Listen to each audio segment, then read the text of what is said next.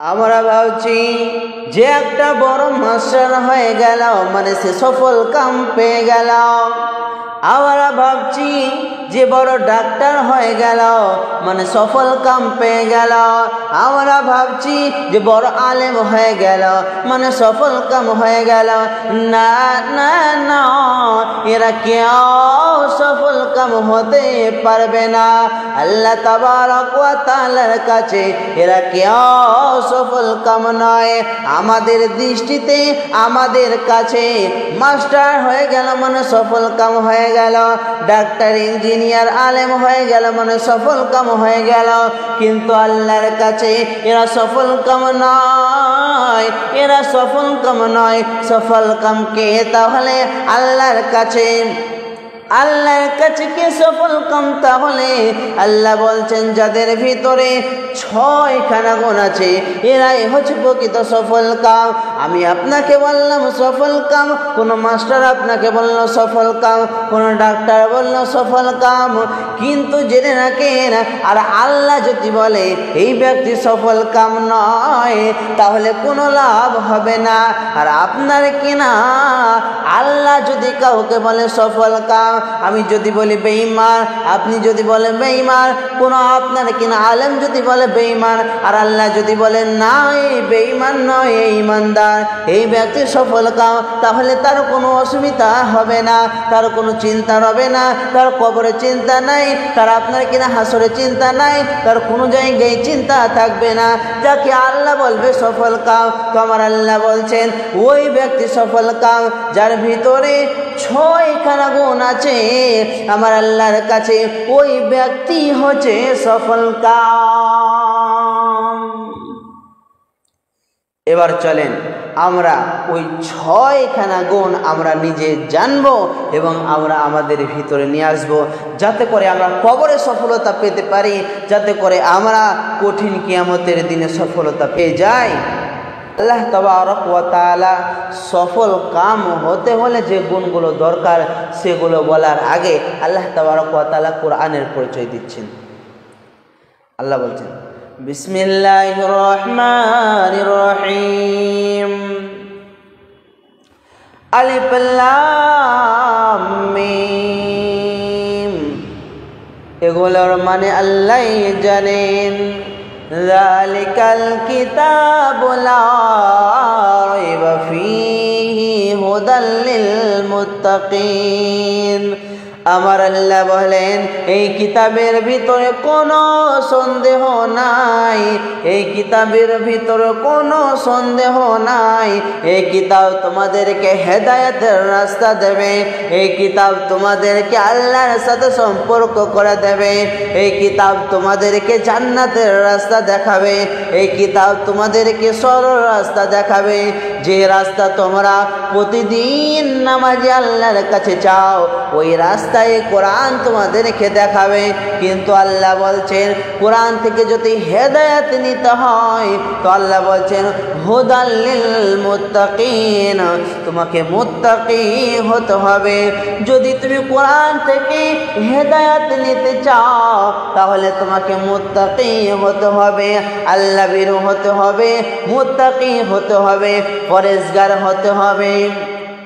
যদি তুমি কোরআনের ভিতর থেকে যদি হেদায়েত নিতে চাও তাহলে আল্লাহ বলছে মুত্তাকি হতে হবে। যখন তুমি মুত্তাকি হবে আল্লাহ বলছে তখনই তুমি কোরআন থেকে হেদায়েত পাবে। এই কোরআন থেকে হেদায়েত পাবে কে? কোরআনে যে মধু আছে পাবে কে? যার ভিতরে আল্লাহর ভয় আছে, যে আল্লাহকে ভয় করেছে, যে মুত্তাকি, ওই ব্যক্তি কোরআন থেকে হেদায়েত পাবে। এবার আমার আল্লাহ বলছেন হে আমার গোলামের দল, যদি তোমরা এবার সফলতা নিতে চাও, নিজেকে সফল কাম বানাতে চাও, কবরে সফলতা নিতে চাও, কিয়ামতে সফলতা নিতে চাও,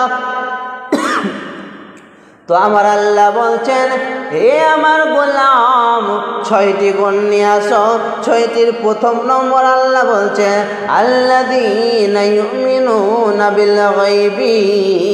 রে গোলাম গোলাম, তোমরা গায়বের উপর ঈমান আনো।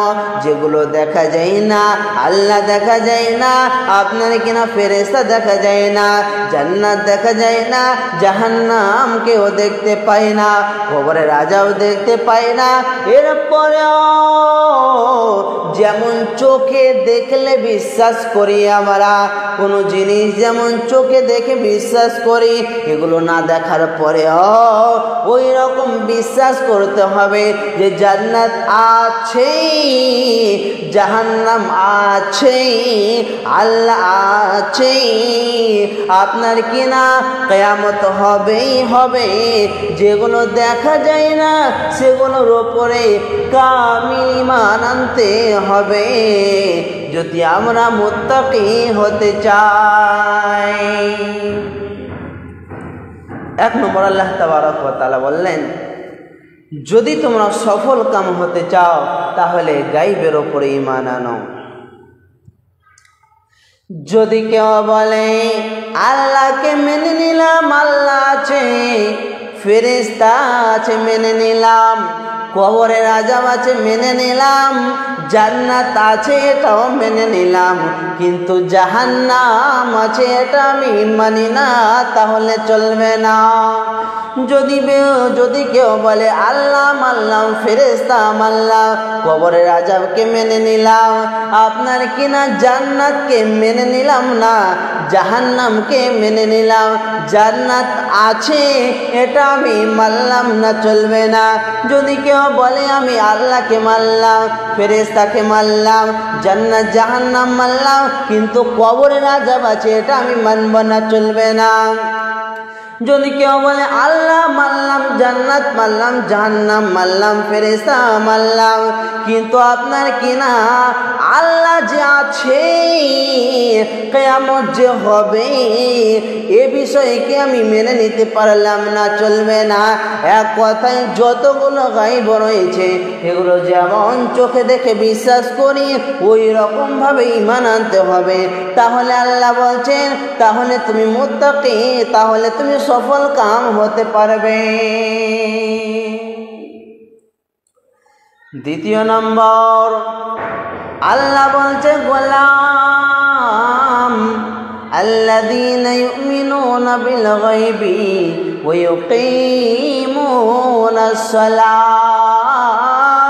যদি তুমি সফল কাম হতে চাও তাহলে তুমি সালাত আদায় করো, নামাজ পড়ো। নামাজ ছাড়া তুমি মুত্তাকি হতে পারবে না, নামাজ ছাড়া, সালাত ছাড়া তুমি নিজেকে মুত্তাকি বলতে পারো না। নামাজ যেমন একটি ইবাদত, নামাজ যেমন একটি ইবাদত, আমার আল্লাহ দুনিয়ার বুকে যত আমল আমরা করছি দেখতে পাচ্ছি, এগুলো সবগুলো আল্লাহ আপনার কিনা ফেরেশতার মাধ্যমে পাঠিয়েছেন। কিন্তু যখন সালাত দেওয়ার ইচ্ছা করলেন আল্লাহ তাবারক ওয়া তাআলা নিজে তিনি নবী মুহাম্মদুর রাসূলুল্লাহ সাল্লাল্লাহু আলাইহি ওয়াসাল্লামকে নিজে তিনি দিয়েছেন। অতএব সালাত হচ্ছে সবথেকে দামি ইবাদত। শুধু তাই নয়, যদি কেউ বলে আমি সালাত আদায় করব না, নামাজ পড়ব না, সফল কাম হওয়া চলবে না। কারণ নামাজ এমন একটি ইবাদত, বিশ্বনবী বলছেন যে মান তারাকা সালাতা মুতাআম্মিদান ফাকাদ কাফারা, যে আপনার কিনা ইমানদার ব্যক্তি আর মুশরিক ব্যক্তি, কাফের ব্যক্তির মধ্যে পার্থক্য হচ্ছে সালাত। যে নামাজ পড়লো সে ইমানদার থাকলো, যে নামাজ পড়লো না ওই ইমানদার থাকতে পারলো না, ওই ইমানদার হলো না। আল্লাহ নবী অন্য একটি হাদিসের ভিতরে বলছেন, আল্লাহ তাবারক ওয়া তাআলা নবী বলছেন, এরে আমার উম্মতের দল, জেনে রাখো যে ব্যক্তি ইচ্ছাকৃতভাবে এক ওয়াক্ত ফরজ সালাত ছেড়ে দিল, ওই ব্যক্তির সাথে আল্লাহর সম্পর্ক কেটে গেল। বান্দা আল্লাহ আল্লাহ বান্দা যে একটি সম্পর্ক ছিল, ওই সম্পর্ক থাকলো না, আল্লাহর দায়িত্বে সে থাকলো না। নবীজি অন্য একটি হাদিসের ভিতরে বলছেন, কঠিন কিয়ামতের দিনে আল্লাহ তাবারক ওয়া তাআলা সর্বপ্রথম বলবেন, রে গোলাম তুমি বলো বলো পৃথিবীর বুকে তুমি কি নামাজ পড়েছ? যদি সে নামাজ পড়ে থাকে তাহলে তার সমস্ত আমল গ্রহণ হয়ে যাবে, নামাজ গ্রহণ হয়ে যাবে এবং তার সমস্ত আমল আল্লাহ কবুল করে নেবেন নামাজ কবুল হওয়ার কারণে। আর যদি তার নামাজ নাই থাকে তাহলে তার সমস্ত আমল বাতিল হয়ে যাবে।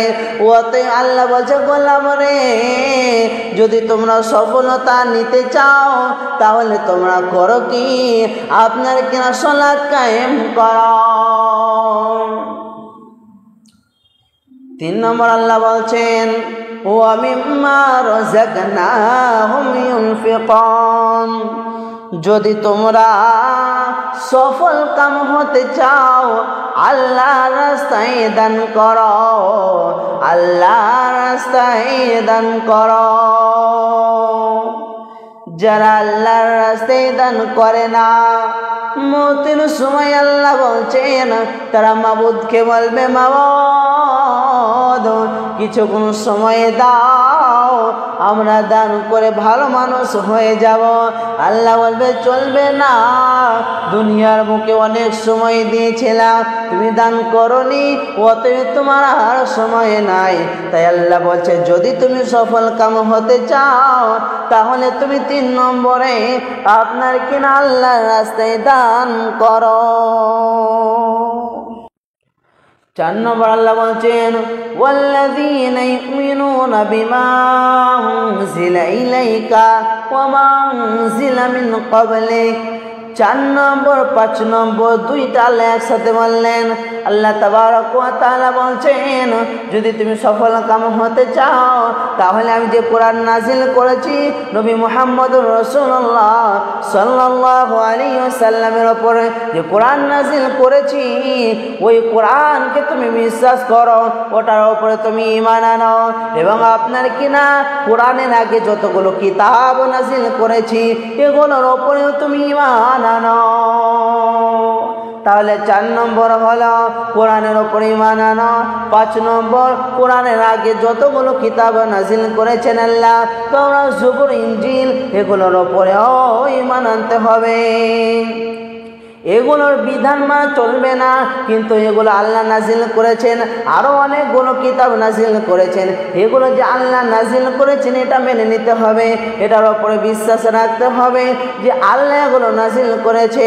আর 6 নম্বর আল্লাহ বলছেন, ওয়া বিল আখিরাতি হুম ইউকিনুন, কঠিন কিয়ামতের দিনে আল্লাহর সাথে আমাকে দাঁড়াতে হবে, আল্লাহর সামনে দাঁড়াতে হবে, জীবনের সমস্ত আপনার কিনা হিসাব দিতে হবে।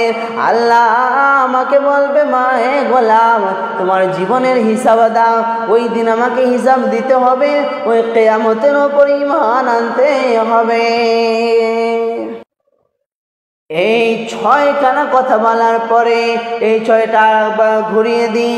আল্লাহ বলছেন, হে গোলাম যদি তোমরা সফলতা নিতে চাও তাহলে তোমরা গায়েবের উপরে ঈমান আনো। 2 নম্বর আল্লাহ বলছে সালাত কায়েম করো। 3 নম্বর আল্লাহ তাবারক ওয়া তাআলা বলছেন তোমরা দান করো। 4 নম্বর আল্লাহ বললেন কোরআনের উপরে ঈমান আনো। 6 নম্বর কোরআনের আগে যতগুলো কিতাব নাজিল করেছি তার উপরে ঈমান আনো। 6 নম্বর আল্লাহ বললেন আখিরাতের উপরে ঈমান আনো। এই 6খানা বলার পরে আল্লাহ বলছেন উলাইকা আলা হুদাম মির রাব্বিহিম, এরাই আছে হেদায়েতের উপরে। উলাইকা হুমুল মুফলিহুন, আর এরাই হচ্ছে সফল কাম।